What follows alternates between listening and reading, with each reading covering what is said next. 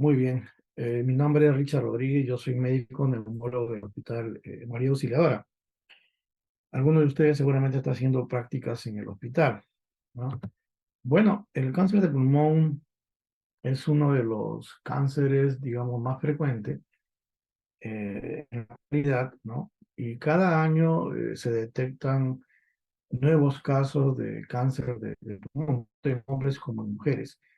Había una diferencia marcada hace muchos años atrás, antes de la Primera Guerra Mundial, pero con el hecho de que ahora tanto hombres como mujeres, ¿no? La cantidad de nuevos pues ha aumentado grandemente, ¿no? Miren ustedes esta estadística de hace años, donde 116 nuevos casos hay en hombres y 105 en el caso de lo que son las mujeres. Es una de las primeras causas de muerte, ¿no? De cáncer, y vamos a ver seguramente reflejado tanto en como en las mujeres, ¿no? 29% versus 26%, ¿no? Representa más o menos el porciento de todos los cánceres a nivel mundial. Y si nosotros vemos la parte estadística, cada año hay un registro de más o menos cerca de 1,1 millón, pero también es la misma cantidad las personas que mueren por esta enfermedad. Cuando vemos acá nosotros la similitud entre los casos nuevos y los pacientes que mueren por esta enfermedad, de alguna manera nos damos cuenta que todavía los diagnósticos de cáncer no son diagnósticos tempranos, más bien son diagnósticos tardíos, ¿no? Por eso que la gran similitud entre los casos nuevos y los casos que fallecen. La edad también se mide estadísticamente. Hay pacientes, por supuesto, que tienen cáncer de pulmón en menos de 40 años. Digamos, he tenido pacientes con cáncer de pulmón, realmente dos en este tiempo que trabajo, de uno de 18 y otro de 21 años de cáncer de pulmón, ¿no? Pero es raro, en menos de 40 es rara la posibilidad. Más bien es más frecuente en edad en los 40 hasta los 80 o menos de 80. Esa es la edad más frecuente, ¿no? También después de los 80 disminuye la frecuencia de cáncer de pulmón. Se puede decir de que cada uno de los cánceres tiene un riesgo para desarrollarlos. Siempre en los varones la posibilidad es mayor. Uno de cada 13 en varones y uno de cada 17 en mujeres relacionados con el cáncer de pulmón. Este cuadrito refleja también cómo se estima la cantidad de muertes. Ven en el lado izquierdo ustedes cómo el cáncer de páncreas, próstata, mama y colon tiene una estimación muy similar, pero si sumamos los cuatro, vamos a tener nosotros una estimación de cáncer, de muertes por cáncer de pulmón mucho mayor, ¿no? Entonces ven ustedes, la comparación pues es bastante ilustrativa de la posibilidad de muerte que existe en cantidades, en tasa estimada, para lo que es cáncer de pulmón. Y esta figura de acá, como ustedes pueden ver, el cáncer de pulmón está en 20% en los varones, es de hecho es la primera causa, ¿no? Siguiéndole próstata y colon, ¿no? Luego vienen los otros cánceres. Y en las mujeres también es la primera causa, ¿no? 26%, estamos hablando en Estados Unidos, ¿no? Y 15% ya viene a ser la segunda causa, el cáncer de mama, siendo la tercera igual que en los varones, ¿no? Entonces, de hecho, podemos ver que tanto en los hombres como en las mujeres, el cáncer de pulmón es importante como causa de muerte por cáncer, ¿no? En general. Y esto es un estudio ya en Colombia, que es un país mucho más cercano a nosotros, donde el cáncer de tráquea, de bronquios y de pulmón ocupa una tasa de 7,1 por cada 100.000 habitantes. De hecho, está por debajo de todos los cánceres de estómago, ¿no? Entonces es la segunda causa, pero sigue siendo importante la cantidad de pacientes que fallece por cáncer de pulmón. Hay algunos estudios que tratan de identificar cuáles son los principales factores de riesgo aparte del tabaco, que nosotros lo conocemos, ¿no? Entonces, hay estudios sobre lo que es la raza, por ejemplo, la raza negra es más frecuente que tenga cáncer de pulmón que la raza blanca. Hay estudios también sobre lo que es la dieta, ¿no? El consumir, por ejemplo, frutas, el consumir verduras verdes o amarillas, o de repente que tenga una composición de tener vitamina A y vitamina E, hace de que el riesgo sea menor, ¿no? Al contrario de aquellos que, por ejemplo, tienen un suplemento de beta-caroteno que aumente el riesgo de cáncer de pulmón. De hecho, estos factores de riesgo o estos hallazgos son importantes, pero no tanto como es el tabaco de cigarro, ¿no? El cigarrillo. El otro son las enfermedades respiratorias, por ejemplo, las enfermedades pulmonares obstructivas crónicas, tienen más de 4 posibilidad de tener un riesgo relativo de más de 4 de tener un cáncer de pulmón. Estamos viendo mucho ahora el EPIT, ¿no? Que es la enfermedad pulmonar intersticial difusa. Sabemos que existe relación entre lo que son enfermedades y compromiso crónico con destrucción de parénquima pulmonar y aparición de cáncer. Es probable que también el EPIP sea otro de los factores importantes. Cuando evaluamos la herencia, siempre es importante en la historia clínica preguntar si los padres o los hermanos o algún tipo de familiar ha tenido algún tipo de cáncer, porque hemos visto de que en la primera generación, si la primera generación ha tenido cáncer, pues la posibilidad que tenga cáncer el paciente es de 2 a 6 veces más, ¿no? Ya bajando un poco a lo que es la segunda o la tercera generación, que es 1.22 o 1.14, ¿no? Entonces es importante determinar si ha existido cáncer en la familia. Y los no fumadores, que pues muchas veces lo tenemos también, tienen 2 a 4 veces mayor posibilidad de tener este cáncer de pulmón. ¿Cuál es el más importante? El más importante es el tabaco, ¿no? El humo del tabaco. ¿Por qué? Porque produce cambios moleculares. Estos cambios moleculares van a actuar de manera directa y alteran lo que son los oncógenos, que son los prooncógenos mutados, o alteran también los genes que suprimen el crecimiento de los tumores, o alteran los factores de crecimiento. Entonces, si nosotros tenemos factores que actúan a través de la formación de células, que actúan en la alteración de la generación o de los factores de crecimiento o supresión, vamos a tener células que van a crecer de manera desordenada y probablemente no tengamos un mecanismo de supresión de estas células malignas para poder disminuir el crecimiento del tumor. Entonces, el humo del tabaco es uno de los principales, yo creo que el más importante para la producción de cáncer de pulmón. Existen varios estudios, hay muchos estudios sobre el crecimiento, la diferenciación celular, ¿no? Y la alteración genética que podría conllevar a una relación directa con los diferentes tipos de cáncer de pulmón. Por ejemplo, el KRAS, que es también una alteración en el gen, está relacionado con adenocarcinomas en estudios hasta un 30%. Y el PPK es cáncer células pequeñas, ¿no? En relación a lo que es el MIC o CEMIC, que está relacionado hasta un 40%. Y los cánceres de células no pequeñas hasta un 10%, ¿no? Y en caso de lo que es el ER2, es los cánceres no pequeños, están relacionados con los receptores del factor de crecimiento.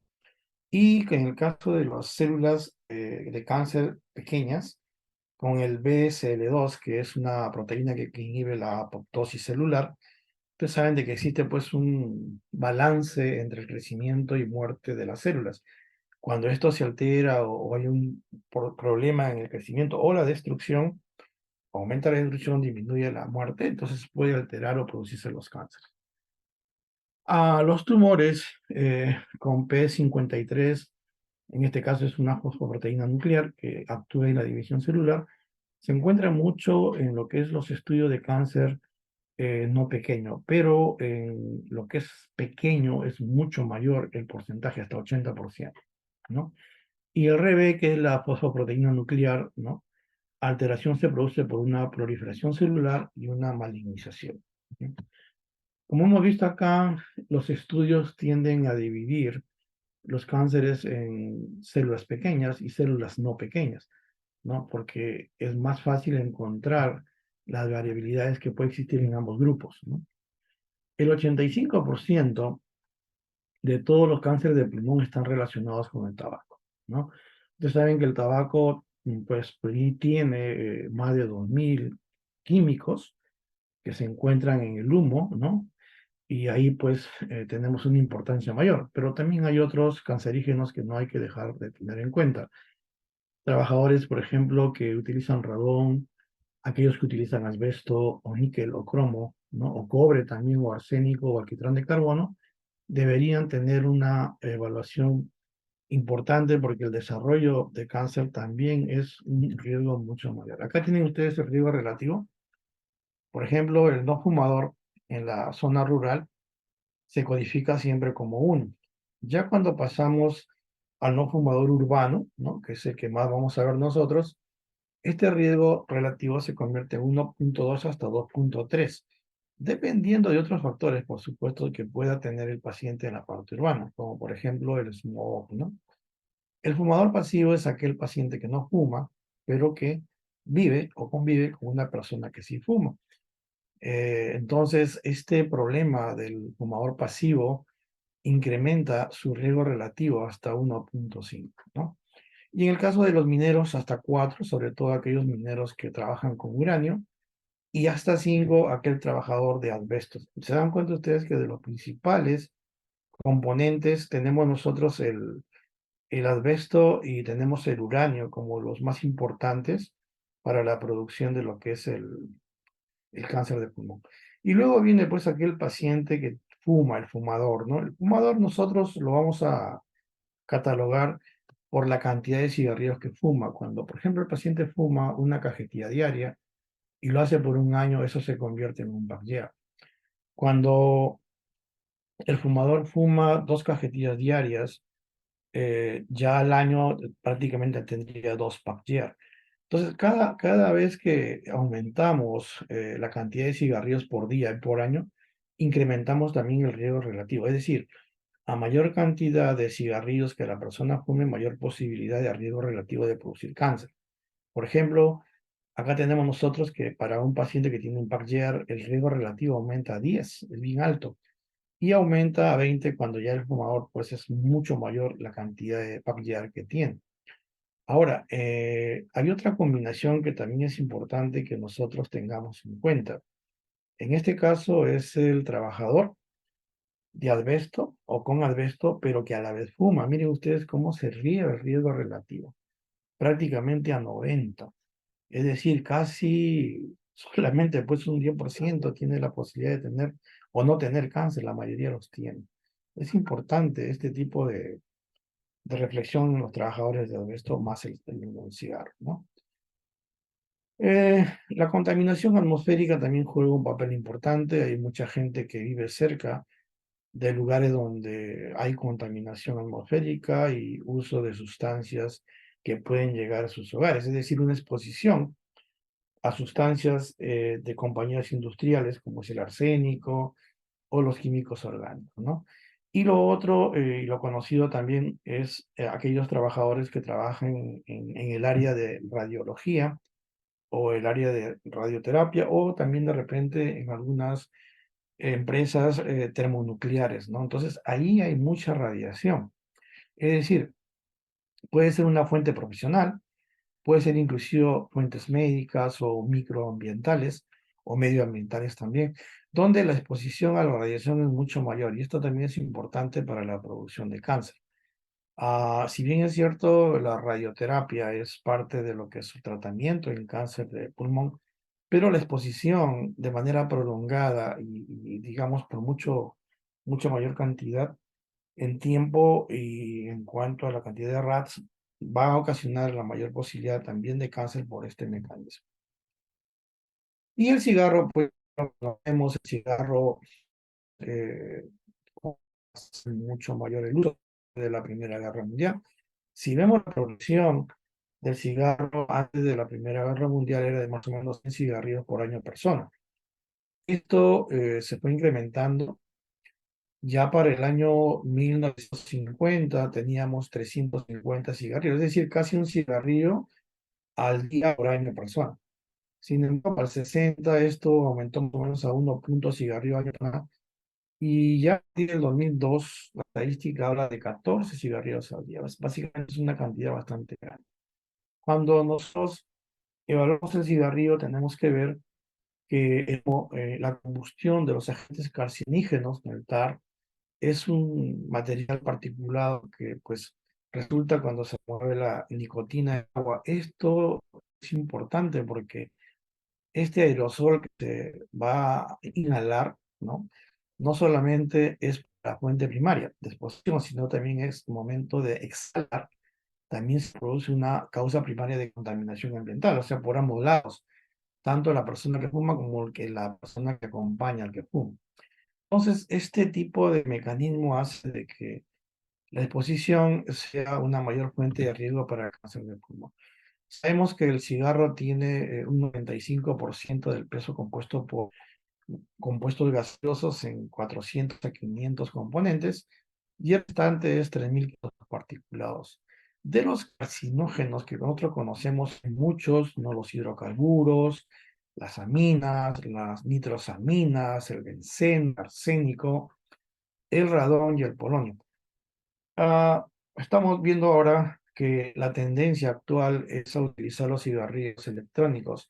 No tiene mucho tiempo en realidad todavía para poder comparar si los cigarrillos electrónicos también podrían producir cáncer. Sin embargo, algunos estudios están demostrando de que también por el mecanismo, cómo se produce el mecanismo del cigarrillo electrónico, tendría también un riesgo muy elevado de producción de cáncer, que seguramente lo vamos a ver en unos años más.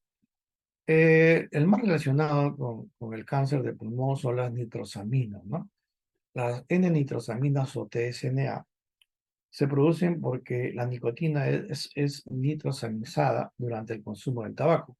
Entonces, esta nitrosaminización de la nicotina en el tabaco no va a producir la N-nitrosamina. Pues no, de esa N-nitrosamina tenemos 8 que han sido estudiadas, de las cuales el NNK, que es la 4-metilnitrosamina piridilbutanone, es la más importante para la producción o inducción de cáncer.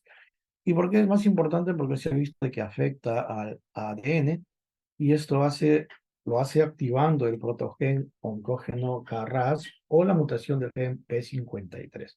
Ambos relacionados con lo que es el crecimiento o la supresión de los tumores. Otros factores, como ya hemos visto, podrían contribuir, ¿no? Si a esto le sumamos enfermedades pulmonares, alteraciones de la vía aérea, el género, el ambiente contaminado, o la dieta, o de repente algunas ocupaciones que pueda tener nuestro paciente. Muy bien. ¿Alguna pregunta ahí, jóvenes? No, doctor, todo claro. Ok. Vamos a seguir ahora con las manifestaciones. En relación a las manifestaciones clínicas, como todos saben, pues muchas de ellas son manifestaciones generales. Por ejemplo, la tos. La tos es digamos, es un síntoma que se va a producir en la mayoría de los pacientes con compromiso respiratorio. Desde una tos irritativa por un resfrío o una faringitis hasta una tos por un paciente asmático. En realidad son muchas las enfermedades que producen tos y de hecho que el cáncer de pulmón no es la excepción. El cáncer de pulmón puede producirse por los mecanismos de irritación bronquial o por compresión. Esto más o menos está en el 75% de los pacientes. La disnea que acompaña a los pacientes con cáncer lo encontramos a más o menos en el 60%, o el 50-60% de los casos, ¿no? Va a depender mucho de dónde se produzca el tumor. Por ejemplo, la mayoría de los tumores centrales van a producir disnea porque van a ocupar un espacio dentro del bronquio o van a comprimir el bronquio.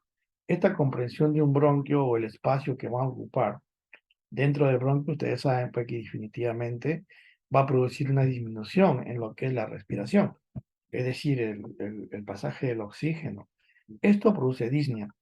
En el caso de los tumores periféricos, el mecanismo por el cual se puede producir la disnea es porque existe una diseminación linfagítica en todo el pulmón. El estridor, que es otra de las cosas que pueden escuchar ustedes y es fácil de reconocer, es cuando la obstrucción se produce en el bronquio proximal. Y en el bronquio proximal, cuando existe una obstrucción que va más allá del 50% del diámetro del bronquio.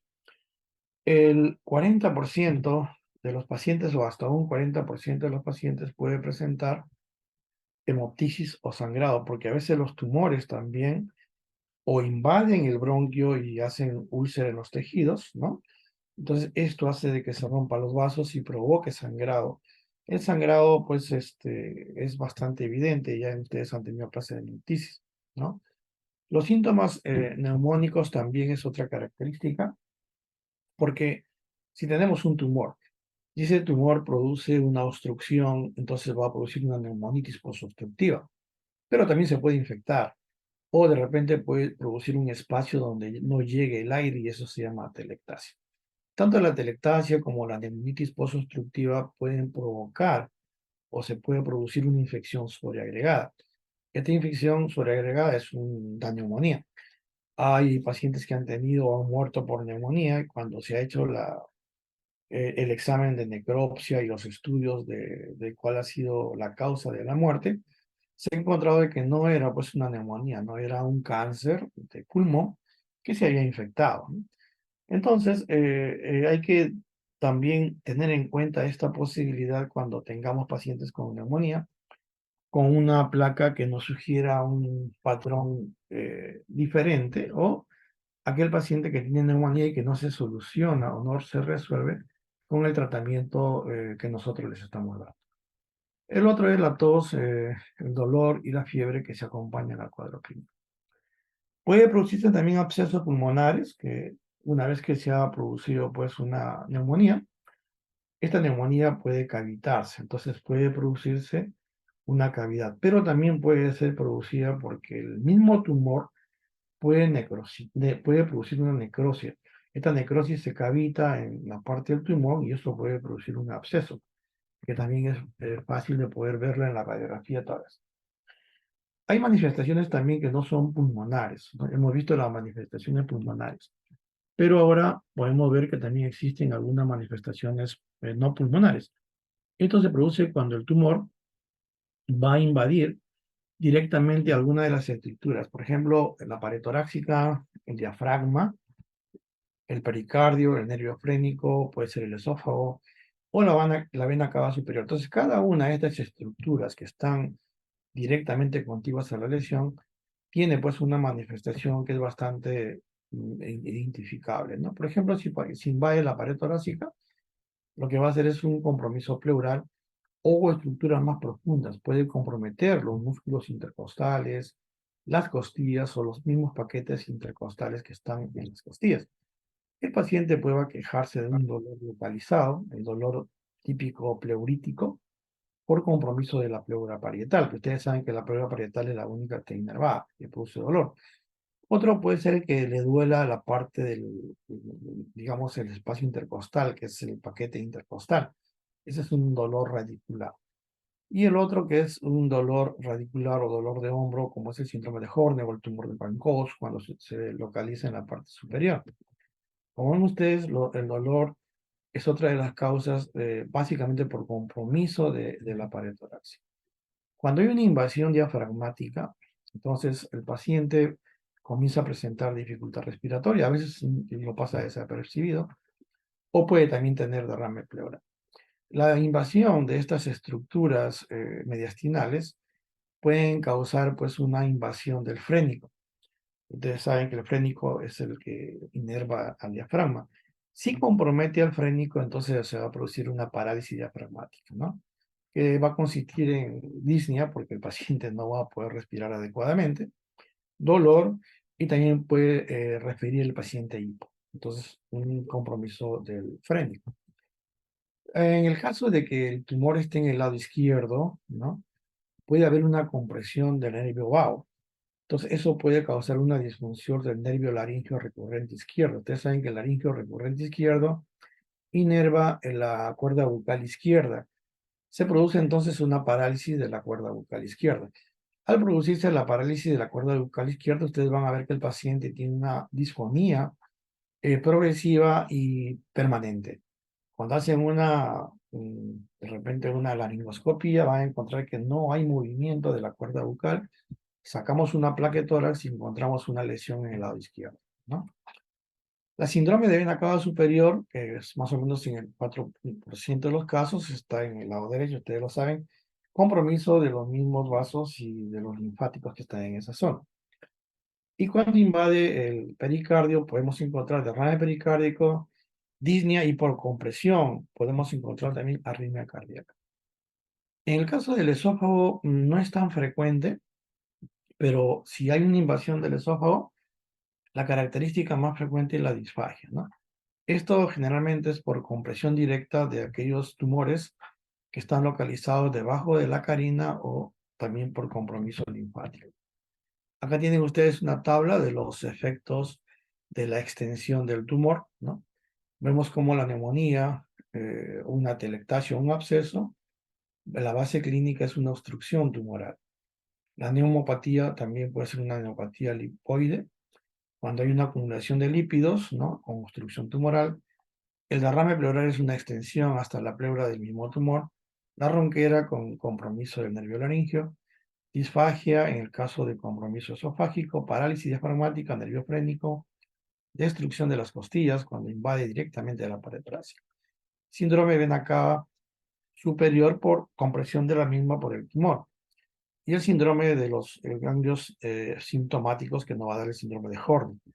Y una afección pericárdica con taponamiento o pericarditis, ¿no? Muy bien. Aparte de los compromisos de estructura no pulmonar que hemos mencionado, existen otros compromisos clínicos como son los síndromes paraneoplásicos. Es decir, un componente clínico que a la primera vista no podría estar relacionado con un cáncer, pero que si nosotros evaluamos adecuadamente vamos a encontrar que a veces aparece primero. Entonces acá tenemos manifestaciones generales, ¿no? Todos conocemos falta de apetito, disminución de peso, caquexia, fiebre de origen desconocida, entre comillas. Síntomas endocrinos como el síndrome de Cushing, síndrome de secreción inadecuada de la antidiurética, ¿no? Hipercalcemia, ginecomastia también, o síndromes neurológicos como son las neuropatías periféricas, mononeuritis también, o síndrome de miasteniforme también, ¿no? Y los hematológicos, paciente presenta anemia, pero puede haber también policitemia, reacción leucoritoblástica, trombocitosis, eosinofilia, o compromisos en la coagulación, ¿no? Lo que es el SIA, o el síndrome de hipercoagulabilidad o la endocarditis. Y los esqueléticos acropaquia, que ustedes van a ver más frecuentemente, o una osteopatía hipertrofiante también. Y de los síndromes cutáneos, la hipertricosis, el eritema giratum repens, la acroqueratosis, ¿no? Y el prurito y el urticaria. Y las colegenopatías como dermatomiositis, polimiositis, el lupus sistémico y la vasculitis. Como ven acá ustedes, los síndromes paraneoplásicos podría darse en un lugar o depende en dos lugares diferentes o más, ¿no? Generalmente es un lugar, pero son manifestaciones paraneoplásicas que van a surgir en el momento que hacemos la evolución clínica. Los síndromes paraneoplásicos más frecuentes son en tumores de células pequeñas y las escamos celulares. Es por eso que las células pequeñas es mucho más difícil poder tener un éxito en el tratamiento, porque cuando ya tenemos nosotros metástasis, pues definitivamente la posibilidad de curación es muy baja, ¿no? La osteopatrofia pulmonar hipertrófica, ¿no? Lo llamamos la periostitis proliferativa de los huesos largos, también lo vamos a ver. Lo vemos en cáncer, lo vemos también en pacientes que tienen EPIP, con compromiso del metacarpo y el metatarso, ¿no? Acá tienen ustedes el hipocratismo digital, que lo van a ver, y acá nosotros podemos ver el índice de Rice y Rowland, que lo estableció desde el año 1961, que consiste en medir el diámetro falángico, acá, distal con el diámetro interfalángico. Entonces, esta relación, pues ustedes saben que el diámetro distal es menor que el diámetro interfalángico, como pueden ver acá, ¿no? Es menor el diámetro. En el caso del hipocratismo digital, este diámetro va a ser, el diámetro falángico va a ser mayor o incluso igual o mayor que el diámetro interfalángico. Cuando existe, digamos acá en la figura de arriba, mayor el diámetro falange que el interfalángico, que es mayor a 1, miren ustedes la forma en que se comporta la uña que nosotros vamos a ver. En el caso de la hormona antidiurética puede haber una elevación de la misma, ¿no? Pero generalmente no causa mucho problema, salvo de que sea muy excesiva. En este caso se va a presentar problemas con disminución de lo que es el sodio, anorexia, náuseas, vómitos, disfunción neurológica. La hipercalcemia en el 10% de los pacientes, y esto generalmente porque un 15% se produce una paratormona ectópica, y esto está más relacionado con el CA escamo celular, que también lo vimos hace un poquito, escamo celular más células pequeñas. Y los síndromes neurológicos, la neuropatía es periférica, muy común ahora, por otra causa, por supuesto, que es el COVID, pero en este caso son autonómicas, sensitivas y sensomotoras. Y las centrales que pueden dar degeneración cerebrosa, demencia o encefalomielitis también. Y el otro grupo son la metástasis, los lugares metastásicos donde sí encontramos el tumor. Por ejemplo, lo más común es al cerebro o al sistema nervioso central, al sistema esquelético, al hígado y las adrenales, y a la piel y los tejidos blandos. Más o menos en ese orden está la frecuencia de la metástasis por cáncer de pulmón, ¿no? Nosotros sabemos, ya hemos visto que los cánceres de células pequeñas son los que tienen una mayor posibilidad de hacer metástasis al diagnóstico. En el caso de metástasis óseas, un 30-40% de los pacientes lo van a tener. El tema es que casi la parte de las metástasis óseas son asintomáticas. Luego, cuando hay una progresión mayor, entonces va a haber una mayor posibilidad de encontrarlas. Y vamos a encontrarlas en vértebras, en lo que es costillas, en el fémur, en el hueso de la pelvis, que son los lugares donde se encuentran mayormente, ¿no? La metástasis cerebral está más o menos alrededor del 25%, pero va a depender también mucho de qué tipo de cáncer vamos a tener. El cáncer de células pequeñas y el adenocarcinoma, de hecho, son los que mayormente van a dar metástasis cerebral. Y la mayor localización es en la parte supratendorial. Entonces, el paciente por presión intracraneal va a tener cefalea, náuseas y vómitos también. Muy bien. ¿Qué hacemos para llegar al diagnóstico? ¿No? Tenemos o podemos realizar una broncofibroscopía. Tenemos nosotros broncofibroscopios flexibles. El tema es que el broncofibroscopio nos va a ayudar para determinar básicamente con una biopsia o un cepillado los cánceres que están localizados en la parte central. ¿Por qué? Porque, bueno, la parte del broncofibroscopio no nos permite llegar muy periféricamente, ¿no? Podemos hacer una biopsia bronquial si vemos nosotros la lesión, o podemos hacer una biopsia también a través de lo que es el bronquio, que se llama transbronquial. Y podemos tener nosotros éxito en relación a este procedimiento que es el broncofibroscopio. Otro de los elementos que utilizamos son las biopsias con aguja, ¿no? Una es la transtorácica, ¿no? En este caso, ven acá una imagen, la transtorácica, primero identificamos a través de una tomografía o una ecografía el lugar donde se encuentra la lesión. Esto es muy fácil poder hacerlo en pacientes que tienen lesiones periféricas.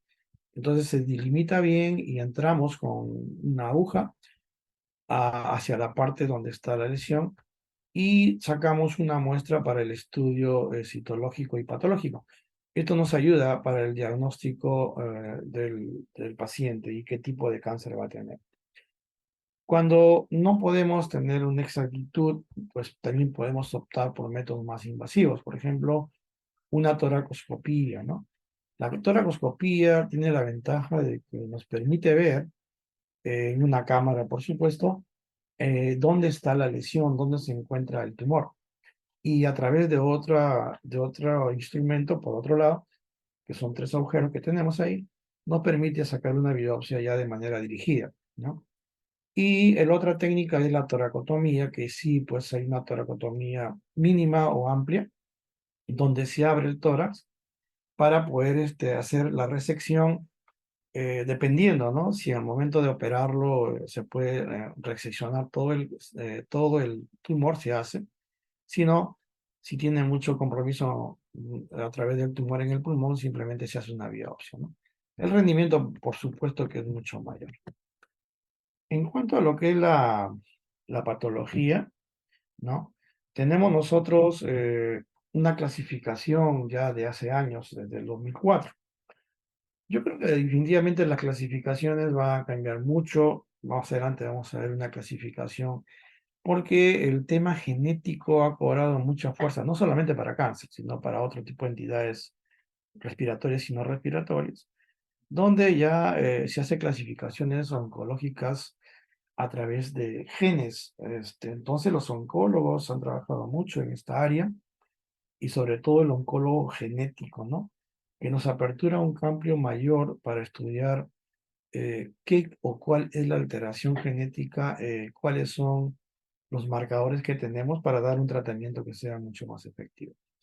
Pero siguiendo la clasificación de la OMS, tenemos nosotros cánceres de células pequeñas, acá lo tienen ustedes, se llama carcinoma de célula pequeña, y el resto son cáncer de células grandes, ¿no? Y ahí tenemos nosotros el carcinoma escamocelular, que está relacionado mucho más con el cigarro, el adenocarcinoma, que está relacionado con compromiso previo, células grandes, el adeno escamoso, los elementos pleomórficos, el tumor calcinoide también, el glandular o el no clasificado. Entonces tenemos la posibilidad de que podemos diferenciar un grupo grande de células pequeñas, a células pequeñas y otro grupo grande a no células pequeñas, ¿no? De hecho, la cantidad más o menos es de 25-75%, ¿no? Pero eso podría variar dependiendo de dónde se realice el estudio. Es decir, 25% para células pequeñas y 75% para células grandes.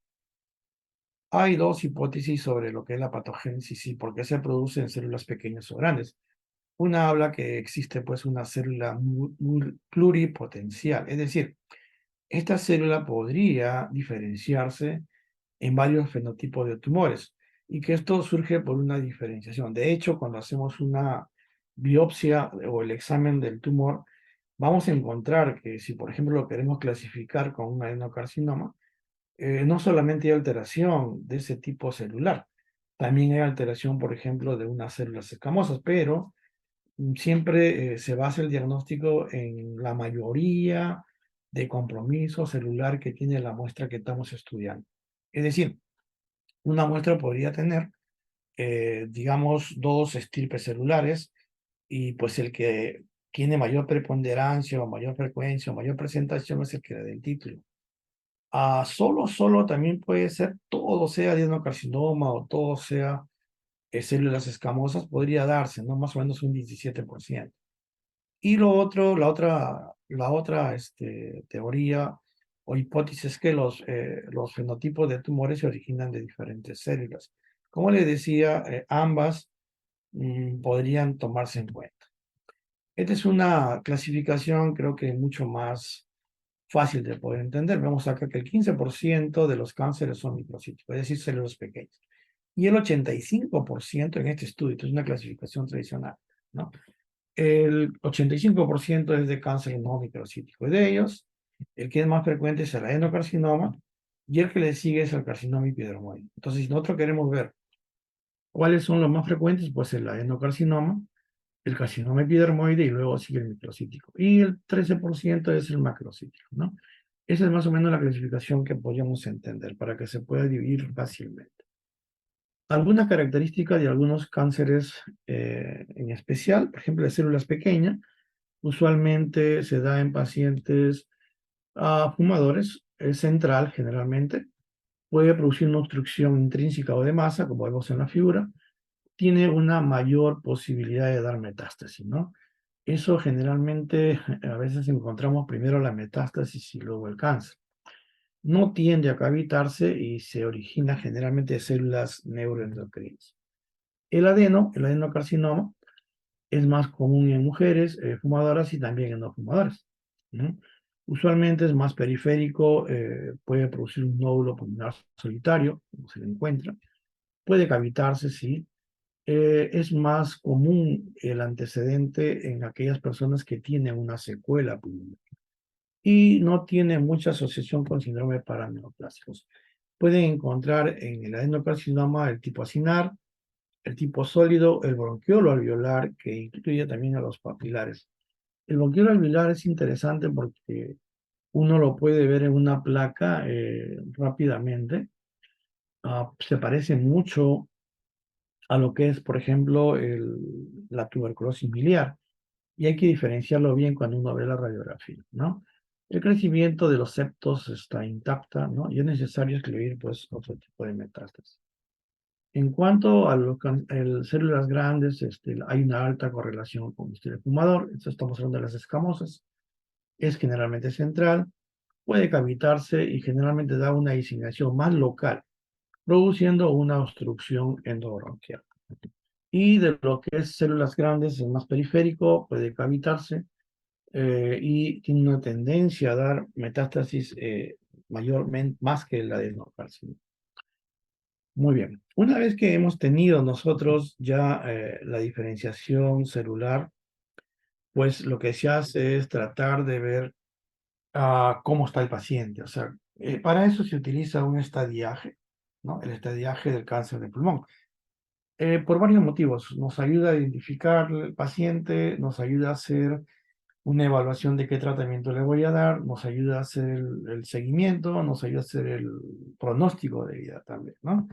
Esta edificación del cáncer del pulmón se viene utilizando de hace muchos años, ¿no? Ya el año 1943, Pierre Noyes, ¿no? Hasta el año 1952 generó el sistema de TNM. Y bueno, a partir de los años ya en 53, 60, 78, se fue verificando a través de exámenes prospectivos, análisis sobre todo en Japón. Y en Tokio, en el año 97, pues se hizo ya, digamos, un estadiaje mucho más específico en pacientes, ¿no? No agrocíticos, perdón, en pacientes con células pequeñas y células grandes. En relación a cómo estudiar, por ejemplo, los factores del tumor. El tumor, el factor T, se puede estudiar por la historia clínica que vamos a tener. Paciente que viene con disnea, hemoptisis, sabemos que es un compromiso central. La radiografía tórax nos va a ayudar y lógicamente ahora tenemos pues el uso de la tomografía y la resonancia que nos puede dar mucho más. Acá tienen una imagen de una radiografía. Ven ustedes acá un tumor muy claramente identificado. Una de las cosas que conversamos siempre con los estudiantes es que el tumor, cuando ustedes ven una masa o un tumor acá, a diferencia de lo que es un quiste, el quiste es líquido y nosotros lo vamos a ver de este color, o sea, el color del corazón. Sin embargo, cuando es una masa, ustedes pueden ver a través del tumor parénquima pulmonar, porque está localizada en alguna parte. Pueden ver también placas como esta, que es una neumonitis, ¿no? Compromiso acá con atelectasia más derrame pleural, o una neumonitis posobstructiva, que cuando nosotros lo valoramos por una tomografía aparece una masa con contenido heterogéneo, probablemente cavitado, miren acá, una cavitación, ¿no? Una masa bastante grande que hace cuerpo con la aorta descendente, ¿no? Y que compromete, por supuesto, ya el pericardio. Esta es otra imagen, ¿no? Miren ustedes cómo está comprometiendo el lóbulo superior derecho, este es adyacente de la tráquea, ¿no? En la parte más superior, disminuyendo el tamaño del pulmón. En cuanto a lo que es el factor N, que son los ganglios, nos va a ayudar algunos exámenes previos. Por ejemplo, la radiografía tórax, por el tamaño que tienen los ganglios, es de muy baja sensibilidad, ¿no? Y Entonces se opta por otros métodos como es la tomografía que nos pueden subir hasta un 77%, ¿no? La sensibilidad. Esto va a depender mucho de los cortes que tenga el tomógrafo, porque hay diferentes tipos de cortes. Y la resonancia, que también es similar a la tomografía, ¿no? Sobre todo en los ganglios ciliares y de la ventana aortopulmonar, ¿no? Tener en cuenta que para poder ver ganglios en la resonancia tengo que hacerlo con contraste. Y hay que verificar si el paciente pues, puede o no utilizar. Lo otro que se utiliza también para ver los ganglios, la sensibilidad al PET, ¿no? Que es pues la expulsión de protones, es del 80%, miren ustedes que aumenta, que sigue hasta un 90%, ¿no? El tema es que el PET te puede identificar estaciones ganglionares, pero no puede hacerlo con ganglios individuales. Entonces, si nosotros utilizamos el PET más el TAC, porque el TAC sí puede ver individuales, nos ayuda mucho porque el PET nos desarrolla de tal manera de que puede darnos una actividad del ganglio, es decir, lo que llamamos el punto caliente en el PET. Entonces, muchas a veces de las lesiones por el TAC, que son ganglios, no nos permiten determinar si es activo o no activo, que sí nos va a dar una combinación de localización con el PET y de individualización con el TAC. De tal manera de que nos ayuda muchísimo para poder identificar lo que es los ganglios comprometidos. Acá tienen una figura del PET, no son los calientes, ¿no? Ustedes lo van a poder de repente ver en algún momento. Otros métodos que podemos utilizar son los métodos ya invasivos para ver los ganglios, que es la aspiración, por ejemplo, transbronquial con aguja, ¿no? Eso lo podemos hacer a través del broncofiloscopio. Y tenemos muestras de ganglios que están adyacentes a la tráquea o a la carina, como son los paratraqueales o subcarinales. O la aspiración transtorácica, ¿no? Pero el riesgo es que podemos hacer una siembra también del tumor. Y lo que es la ecoendoscopía, que son valoradas para lo que es en las estaciones 4, 5, 7 y 8 y 9, ¿no? Los métodos no invasivos, en el caso de la metástasis, pues ahí utilizamos ecografía, utilizamos gammagrafía, resonancia y también podemos usar tomografía. Hemos visto que la parte más común son el sistema nervioso central, el sistema esquelético, tenemos acá también el hígado. Entonces, si nosotros hacemos una evaluación con ecografía, nos vamos a tener buena opción para ver si hay alguna metástasis, por ejemplo, en hígado o lo que es las suprarrenales. En el caso de la gammagrafía nos ayuda mucho en relación a la metástasis en el esqueleto y la resonancia cerebral, que es muy útil para lo que es la metástasis a nivel cerebral. Entonces, cuando hacemos esto, vamos a comparar dónde se puede localizar la metástasis en pulmón. Entonces, vamos verificando y con eso vemos si existe o no existe un compromiso metastásico. Basado en eso, ahí existe pues una clasificación tanto para tumor, tanto para nódulos linfáticos como para lo que son metástasis. Entonces, en el caso de los tumores, hay una relación directa entre el T1 y T2 por el tamaño que tiene el tumor. Si un tumor, por ejemplo, tiene T0 sin evidencia de tumor, T1 es igual o menor a 3 centímetros, ¿no? De diámetro, pero que está rodeado por pleura visceral, no hay evidencia de que existe invasión. Lo dividen también en menos de 2 T1A y de 2 a 3 en T1B, ¿no? En T2 es un tumor que ya está por encima de los 3 centímetros, pero menos de 7, ¿no? Ahí también puede haber una división entre 3 a 5 para T2A y T2B, 3 de 5 a 7, ¿no? De hecho, la invasión principal en la carina del bronquio es a 2 centímetros de la carina, ¿no? Eso sí es importante. Y el T3 es mayor de 7, pero también podría ser otro tamaño o cualquier tamaño cuando ya hay una invasión. En el caso de las estructuras de la pared torácica, el diafragma, el pericardio neurogénico, invasión del bronquio principal a menos de 2 centímetros de la carina. Y el T4, pues no hay importancia en el tamaño, simplemente que invada a mediastino o corazón o grandes vasos tráqueo-esófago, ¿no? O recurrente también, el nervio recurrente o el cuerpo vertebral. En el ganglio linfático tenemos el N0, no hay evidencia de metástasis ganglionar. El N1, cuando existe en los ganglios peribronquiales en el mismo lado del tumor.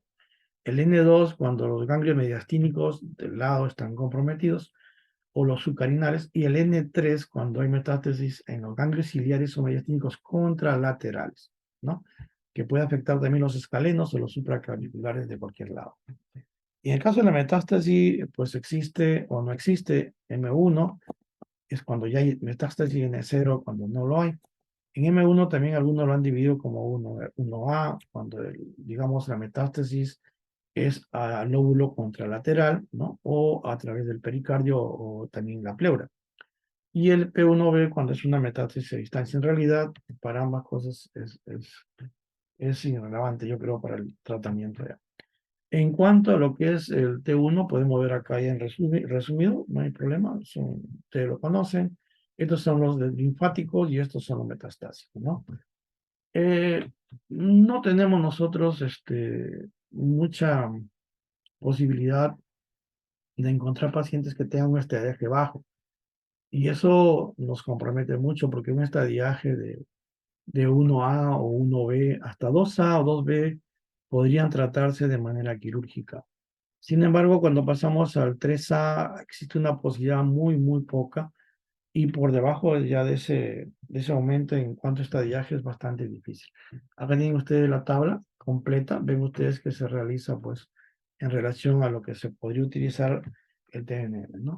Y la supervivencia a los 5 años va en relación al estadiaje, ¿no? Si yo tengo un estadiaje 1A, tengo un 75% de posibilidad de que viva 5 años. En cambio, en estadio 4, menos del 5% van a vivir 5 años. El estudio en Europa es muy similar, pero en el estadio 4 es bastante diferente. Menos del 1% vive pues 5 años, ¿no? Y en el 1A, 60% vive a los 5 años cuando el estadiaje es 1A. De repente un poco mejor la supervivencia en Estados Unidos, ¿no?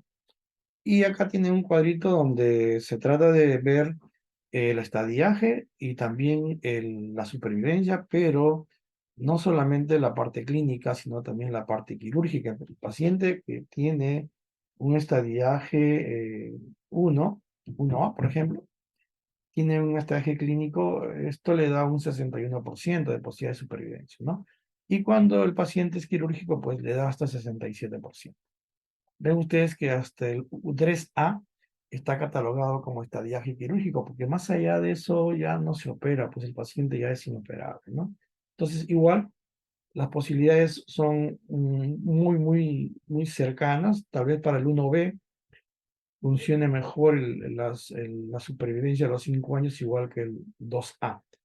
El resto es muy parecido en relación a la posibilidad de supervivencia, salvo el 3A y el 3A y 2B, que sí se aumenta un poco con la cirugía. El tratamiento, pues en el tratamiento va a depender mucho de la clasificación que tengamos, ¿no? Hemos visto que nosotros tratamos ahora, pues, con cirugía, la cirugía puede ser lobectomía, puede ser resección en cuña, puede ser por un segmento o todo el pulmón, ¿no? De hecho, los pacientes operables con resección en cuña es cuando no se puede extirpar todo el tumor, ¿no? Eso va a depender mucho de la evaluación al momento de la cirugía. El otro es, pues, la parte de la radioterapia. En la radioterapia es interesante porque hay que tratarla, digamos, en pacientes cuando tienen un tumor pequeño, que es mucho mejor. ¿Por qué? Porque la radioterapia va dirigida al tumor o al nódulo, en este caso por el tamaño, para que tenga una mayor acción. Ya cuando tiene pues mucho compromiso pulmonar no es tan efectivo, ¿no? Pero de hecho se pueden usar también la combinación de cirugía, la combinación de quimioterapia y radioterapia. Y lo otro que se está usando mucho es la inmunoterapia.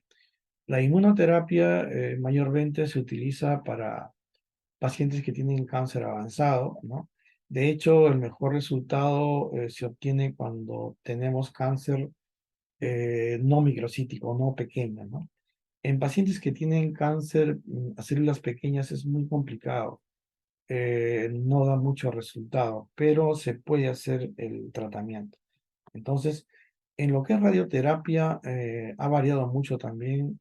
Tenemos nosotros ahora la radioterapia estereotáxica que trata de que la radioterapia o los rayos sean dirigidos exactamente al lugar donde se encuentra el tumor. No es tan fácil porque uno pareciera que cuando yo tiro digamos, una radiación al tumor, pues tengo una precisión exacta, no pasa siempre eso. Ustedes saben de que están realizando radioterapia en personas vivas, entonces hay movimientos de tórax y con respiración. Ese movimiento de tórax con respiración se puede precisar los movimientos de tal manera de que la radiación sea exactamente al punto que uno quiere darle, ¿no? Lógicamente que para eso tiene que haber un estudio previo donde se encuentra el tumor. Muy bien, entonces acá tienen ustedes muchas drogas, yo creo que no vamos a estudiar acá, pues solamente para mencionarlas, ¿no? Que existen drogas, entonces, de quimioterapia, drogas de inmunoterapia, la radioterapia y pues la cirugía, que vendría a ser lo otro, ¿no? No se olviden de que el paciente con cáncer necesita un tratamiento multidisciplinario. Necesitamos ayuda del asistente social, ayuda del psicólogo, del cirujano, de la enfermera, del oncólogo clínico, del oncólogo quirúrgico. O sea, todo un equipo es necesario para hacer un tratamiento adecuado. Esto es lo que le decía en relación a la clasificación, ¿no? Análisis y clasificación molecular. Entonces acá podemos nosotros ver si el paciente tiene este tipo de genética, ¿no? En tal manera que si tiene el BRAF o tiene el LAC o el ROS1 u otros genes, como el FGR, podemos ya tratar más específicamente con medicamentos, ¿no? Hay algunos que ya están estudiados y muy estudiados que se utilizan medicamentos específicamente para eso, ¿no? Y yo creo que ahí va un poco lo que es la clasificación que probablemente sea más adelante, la clasificación genética, que eso nos va a dar un resultado mayor para lo que es el tratamiento más específico cada vez al cáncer de pulmón. Por ejemplo, las mutaciones EFGR, esta se recomienda un tratamiento con inhibidores de tirosina, ¿no? En las mutaciones, ¿no? En este caso se recomienda los inhibidores de tirosina quinasa o también otros como alectinib, ¿no? O el briganitinib. Y la mutación de ROS1, que son en tumores no microcíticos con translocaciones, utilización del crisolitomib, ¿no? Eh, Ustedes saben que para el caso de las quimioterapias utilizamos pues básicamente el cisplastina, ¿no? Acá tienen ustedes también otra imagen de un tumor solitario, ¿no? Ven ustedes las lesiones de nódulos, hay varias imágenes acá, nódulos. En los nódulos hay que ver varias cosas. Si existe este nódulo, hay que ver si la lesión digamos, el tamaño es menor a 3 centímetros, para llamarlo nódulo, y está rodeado por un muñón y no se tiene que asociar a adenopatía o satelectasia, ¿no? Acá tienen ustedes algunas características de los nódulos que pueden encontrar y tienen que descartar. Por ejemplo, pueden encontrar nódulos benignos como granulomas por tuberculosis, amartoma, lipomas, quistes, y también pues los malignos, ¿no? Que son los carcinomas epidermoide o los broncogénicos o los carcinoides. Ya quisiéramos encontrar, ¿no? Un paciente de este tipo de lesión para poder operarlo más rápido. Las edades son variables, el benigno es menor en menores de 35 años, mayor de 35 años casi generalmente mayores son malignos, ¿no? El antecedente del tabaco, el tamaño también, los bordes, ¿no? Los bordes bien definidos es más para benignos, los mal definidos para espiculados, indelicados o corona radiata para malignos. Y el patrón de la calcificación. La calcificación central, laminado difusa o palomita de maíz más es en el benigno, pero el excéntrico irregular es en el maligno. Acá tienen ustedes un esquema, miren ustedes acá los patrones de benignos, calcificación central, laminar, difusa o en palomita de maíz. A diferencia de la calcificación punteada o excéntrica, que va más con los nódulos malignos, ¿no? Entonces, uno puede diferenciarlo fácilmente. Estos de acá son no benignos de bordes lisos o regulares, en la margen izquierda, ¿ven? Bordes lisos, En cambio, en la parte del lado derecho, van a ver ustedes nódulos, pero están mamulleados o estrellados, bordes muy lobulados o espiculados con cola, ¿no? O cola de ratón también se llama. Entonces, esos son más para lo que son nódulos malignos, ¿no? En relación a la prevención, pues de hecho va mucho en lo que son factores de riesgo. En lo que es en relación al uso del tabaco, pues ahora tenemos algunas leyes que prohíben el uso del tabaco, ¿no? Ya no se puede fumar en espacios cerrados, antes era eso normal. Yo creo que está bien, entonces el no se usa el tabaco está es una parte preventiva. El estudio de la exposición a los mecanismos que pueden, o los, digamos, los cancerígenos, ¿no? Los que trabajan con asbesto, los que trabajan con radón, los que trabajan con uranio en las grandes fábricas, ¿no? Entonces, eso hay que evitar la exposición a los agentes. Y lo otro, pues, que tenga la persona una vida saludable, comer alimentos saludables, ¿no? Hemos hablado también de la dieta, por supuesto. Muy bien. ¿Alguna pregunta? ¿Pregunta, joven? ¿Jóvenes?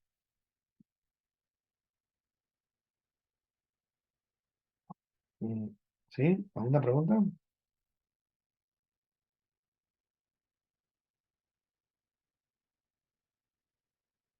Doctor, Sí, ¿alguna pregunta? sí, ¿solamente cisplatino como único medicamento para quimioterapia? Perdón, no lo escuché bien, ¿no? ¿Solamente es el cisplatino como única alternativa de medicamento para la quimioterapia? No, no. Hay muchas, terapias ahora. Va a depender mucho de si es microcítico o no es macrocítico, ¿no? Entonces nosotros utilizamos, por ejemplo, el cisplatino y el etoposódico, que son medicamentos combinables o solos. También está el carboplatino y el etoposódico combinados, o el cisplatino y también el isnonectan, ¿no? Que es otro medicamento. O el carboplatino más isnonectan, ¿no? Son medicamentos que vamos a utilizar dependiendo. En este caso, la mayoría de veces el cisplatino, el microcítico, lo utilizamos en combinación. Cisplatino más etotóxido, que es lo primero que hay que hacer, ¿no? Más en este tipo de compromisos microcíticos. Las combinaciones, yo creo que son lo más importante. Y, y la inmunoterapia que les dije que de repente en algún momento se va a comenzar más temprano.